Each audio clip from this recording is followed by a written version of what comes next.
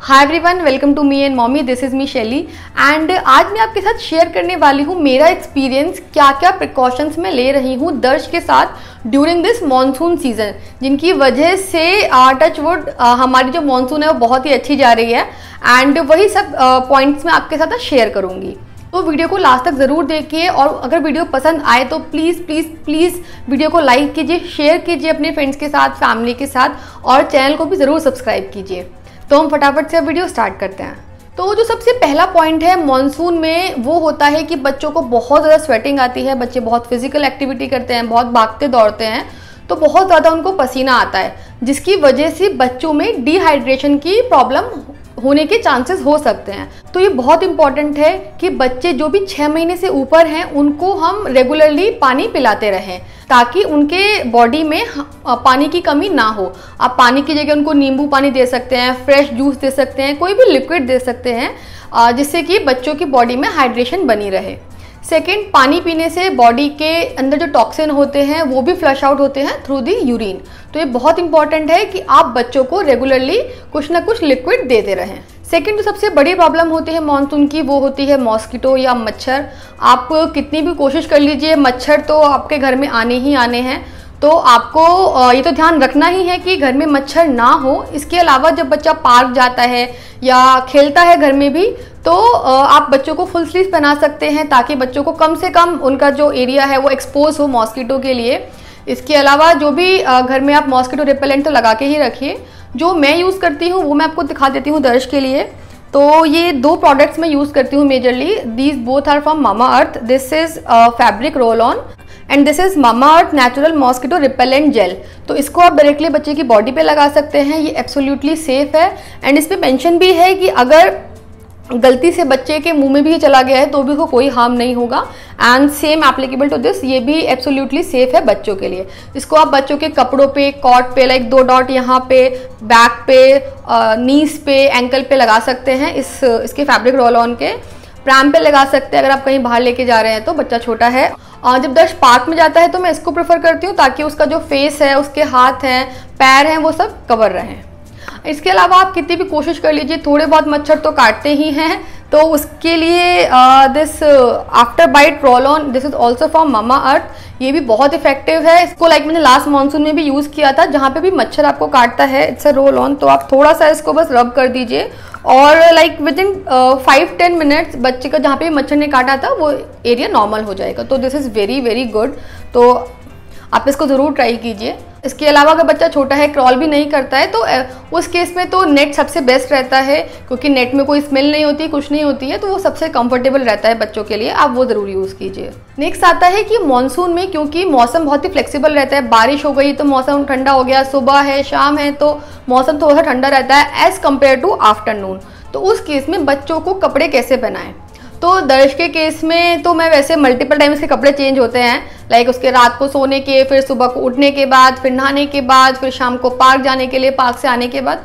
तो आपको अकॉर्डिंगली कि बच्चे का जो भी एनवायरनमेंट है उसके अकॉर्डिंगली आपको कपड़ों को तो एडजस्ट करना ही पड़ेगा। सेकेंड, फैब्रिक का बहुत इंपॉर्टेंट है बच्चों के केस में क्योंकि मौसम में इतना ज़्यादा हाइड्रेशन, इतनी ह्यूमिडिटी है कि बच्चे के इतना ज़्यादा स्वेटिंग होती है। तो आप उसको कॉटन का ही फैब्रिक पहनाइए ताकि बच्चे को बिल्कुल भी अनकंफर्टेबल ना फील हो। इसके अलावा आप अगर मल्टीपल टाइम कपड़े चेंज करना नहीं चाहते हैं तो आप लेयरिंग में पहना सकते हैं कि आपने 2 लेयर पहनाई हुई है, एक अंदर वेस्ट पहनाई हुई है, उसके ऊपर कोई शर्ट डाल दी हुई है ताकि अगर मौसम गर्म हो तो आप ऊपर की शर्ट निकाल सकते हैं और बच्चा उससे कंफर्टेबल फील कर सकता है। नेक्स्ट आता है कि इस सीज़न में बच्चों को फ्रूट ज़्यादा से ज़्यादा दीजिए। फ्रूट्स एक तो उनकी बॉडी में जो हाइड्रेशन है, वाटर कंटेंट है, उसको भी मेंटेन करते हैं, बॉडी की कूलिंग मेंटेन करते हैं। इसके अलावा जो सिट्रस फ्रूट हैं जिनके अंदर विटामिन सी होता है, जैसे बेरीज हैं, लेमन है, पपाया है, ऐसे फ्रूट ज़्यादा से ज़्यादा इंक्लूड कीजिए बच्चों की डाइट में या स्नैक्स में। उससे बच्चों की इम्यूनिटी तो बढ़ेगी ही और बच्चों की बॉडी में एक नेचुरल हाइड्रेशन भी रहेगा। नेक्स्ट पॉइंट ये आता है कि इस टाइम पे ना तो ठंड है ना गर्मी है, तो बच्चों को आप खाने में जो ड्रिंक्स देते हैं, कुछ भी देते हैं, क्या वो फ्रिज की रखी हुई दे सकते हैं? तो बिल्कुल भी नहीं, क्योंकि इस मौसम में बच्चों की बॉडी जो होती है वो बहुत जल्दी बीमारियों को कैच करती है। तो आप प्रेफर कीजिए कि दही है, फ्रूट्स है, जूस है, एनीथिंग वो बच्चे को रूम टेम्परेचर पर ही दीजिए। जैसे मैं दर्श के साथ करती हूँ कि मुझे पता है कि उसको लंच में या डिनर में दही खानी है, तो मैं उसके खाने के टाइम से आधा पौना घंटा पहले ही दही को बाहर निकाल के रख दूंगी। या जब भी उसका फ्रूट्स खाने का टाइम है तो उसके खाने के टाइम से पहले ही मैं उनको आधे घंटे के लिए बाहर रख देती हूँ फ्रिज से निकाल के, ताकि जब उसका खाने का टाइम हो तो वो ऑलरेडी रूम टेम्परेचर पे आ चुके हो। क्योंकि इस टाइम पे अगर आप फ्रिज की रखी हुई चीज़ें बच्चों को डायरेक्टली देंगे तो बहुत जल्दी ही वो उनका गला पकड़ सकती है। नेक्स्ट पॉइंट ये आता है कि क्योंकि इस सीजन में बच्चे बहुत जल्दी बीमार पड़ सकते हैं, तो आप अपने पास बच्चों की कुछ बेसिक मेडिसिन रेडी रखिए हमेशा अपने पीडियाट्रिशियन से बात करने के बाद, जिसमें कि आपकी मेजरली हो सकती है फीवर की, कोल्ड की, कफ, लूज मोशन। ये दवाइयाँ अपने पास ज़रूर रखिए ताकि अगर बच्चे की किसी भी टाइम आपको इमीडिएटली इन दवाइयों की ज़रूरत पड़े तो आपको मेडिकल स्टोर ना भागना पड़े। वैसे भी कोरोना टाइम चल रहा है तो यू वुड नॉट प्रेफर कि आपको बार बार बाहर जाना पड़े घर से, तो बेटर है कि आप सब दवाइयाँ अपने डॉक्टर से बात करके घर पे ही अवेलेबल रखिए। नेक्स्ट, काफ़ी लोग ये सोचते हैं कि बहुत ज़्यादा गर्मी है तो बच्चों को बाहर खेलने मत भेजो या उनको फिजिकल एक्टिविटी कम से कम कराओ ताकि बच्चे को गर्मी ना लगे, but this is not right. आपको बच्चे को फिजिकल एक्टिविटीज तो जरूर ही करानी चाहिए, चाहे वो कोई भी वेदर हो। फिजिकल एक्टिविटी करने से बच्चों की बॉडी और माइंड दोनों एक्टिव भी रहते हैं। इसके अलावा आपको बस ये ध्यान रखना है कि जब बच्चा बाहर से खेल के आ रहा है तो आप उसकी हाइजीन का जरूर ख्याल रखिए। आप बच्चा बाहर से आता है, आते ही उसके हैंड वॉश कराइए। अगर बहुत लेट नहीं हुआ है तो उसको आप बाथ भी दे सकते हैं या स्पंज बाथ आप दे सकते हैं ताकि बच्चा प्रॉपरली क्लीन हो जाए और उसके फिर आप कपड़े चेंज कर दीजिए। तो आप हाइजीन का ख्याल रखिए रादर देन कि आप बच्चों को खेलने से रोक रहे हैं। नेक्स्ट इसी पॉइंट से रिलेटेड है कि बच्चा अगर शाम को पार्क से खेल के आ रहा है और वो काफ़ी लेट हो गया, 7-8 बज गए हैं, तो आप उसको उस टाइम पे बात मत दीजिए। उस टाइम पे काफ़ी बच्चे होते हैं जिनको अर्ली मॉर्निंग या लेट इवनिंग का बाद जो है वो नुकसान कर जाता है। अगर बात देना कंपलसरी भी है तो आप ल्यूक वार्म वाटर प्रेफर कीजिए ताकि बच्चे को कुछ नुकसान ना हो। अदरवाइज आप उसको स्पंज बाथ दे सकते हैं, किसी कॉटन के कपड़े को गीला करके आप उससे उसकी पूरी बॉडी क्लीन कर सकते हैं और उसके कपड़े चेंज करा दीजिए उसके बाद, तो बच्चा उससे भी फ्रेश फील करता है। नेक्स्ट ये क्या होता है कि क्योंकि गर्मी है तो एसी तो चलेगा ही, इतनी ह्यूमिडिटी है तो एसी सबके घरों में चलता है इस टाइम पे। तो आप ये ज़रूर ध्यान रखिए कि बच्चों की बॉडी क्या होती है ना, जितना टेम्परेचर हम लोग झेल पाते हैं बच्चों की बॉडी उतना नहीं झेल पाती है। तो एक तो आप एसी का टेम्परेचर बहुत नॉमिनल रखिए, हम लोग अप्रॉक्सीमेट 25-26 टेम्परेचर रखते हैं एसी का, ताकि अगर दर्श ने रात को सोते हुए ब्लैंकेट हटा भी दिया है तो भी उसको कोई प्रॉब्लम ना हो। इसके अलावा एसी में जो भी क्लोथिंग है वो आप उसको पूरे कपड़े पहनाइए, फुल स्लीव्स, लोअर, ताकि अगर वो ब्लैंकेट के बाहर भी है तो भी एसी की उसको हवा से कोई प्रॉब्लम नहीं हो रही है।